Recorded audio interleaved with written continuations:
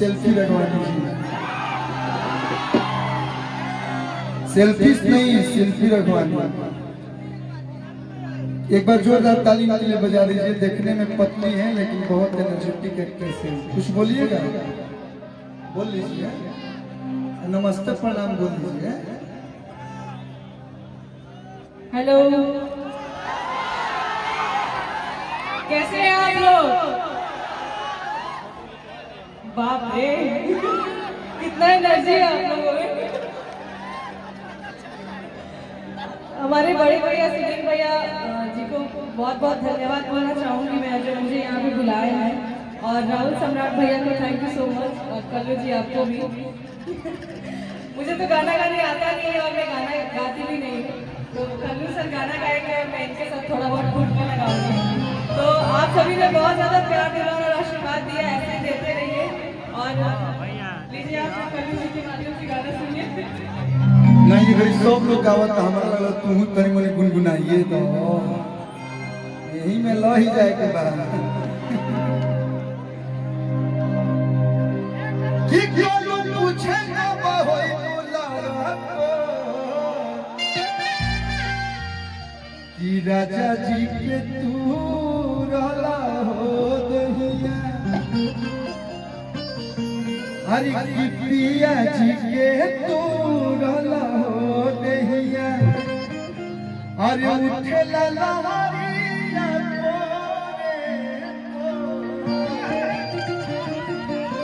कि पिया जी के तू रहला हो दहिया। अरे आप बोली कि हम गाएंगे झूमेंगे, दो चार को गाना गैला के बाद हम दोनों लोग साथ में झूमेंगे। क्या भैया?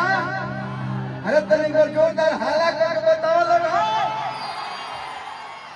कौन जिला है? कौन जिला है? ये पटना जिला है। पटना में इतना शांति होला। हम एक पहले भी एरिया में आई बानी, मैं इधर लड़का सुन के मछली खा के एगो हम गाना बचपन में गौले रहनी, मछली के रसा में खिया के रोटी गरम है रे गरम। यानी इसके लड़का से तनी बच के रही हो, काटा सही दिए रसो। एगो बड़ा बढ़िया नया गाना है, आप लोग के सुना देता है। तानिया जी वाराणसी से आप भी आइए ना, आइए आइए आइए, है ना? देखो डुल डुल के बिजी हो गई है। बाकी बढ़िया से स्वागत है आप सभी लोग का। ये तानिया जी हैं, हमारे बचपन की साथी हैं और कुछ नहीं, बचपन की साथी हैं।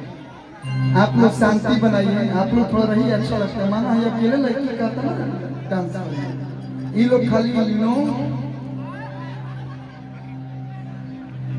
कि पहले काजू रहू तू यखरोट भइलू,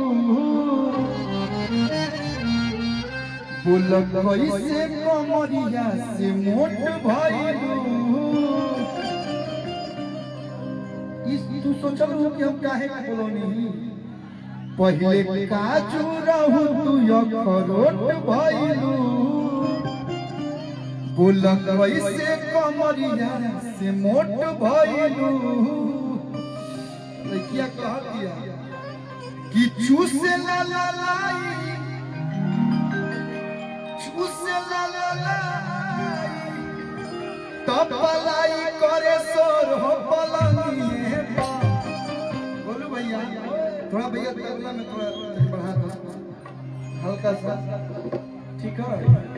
अरे कि चूसे ला ला लाई, तब पलाई करे सोर हो पलंगिए हो पलंगिए प्यार करे पिया मोर हो पलंगिए प्यार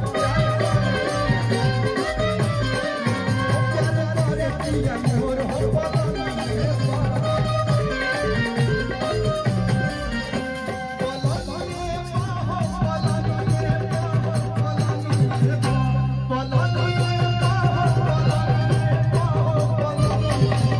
पलंगिया पर क्या करता तो लगा के लगे झूम हो पलंगिया।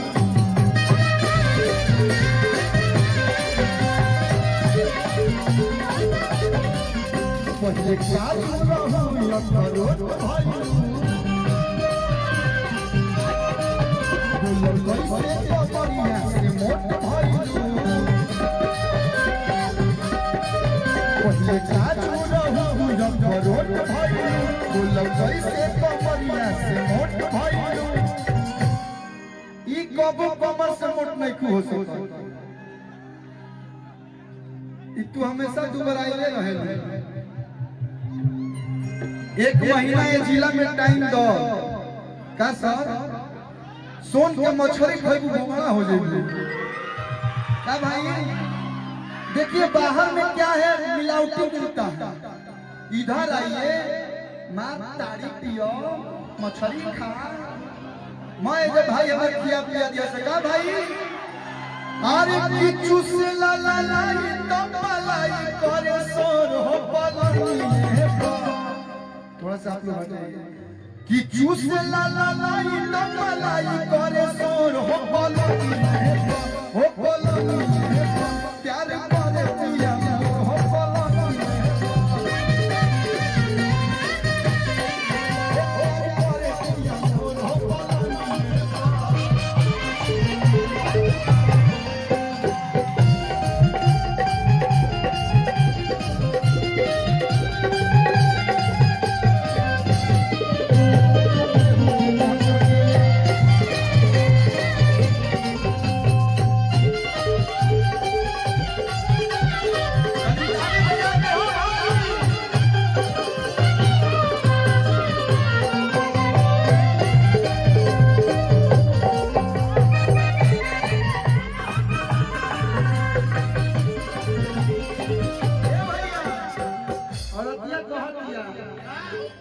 सत्या भाई खानी मरद होई तबे मोटावा देलो कि हमर नई हर के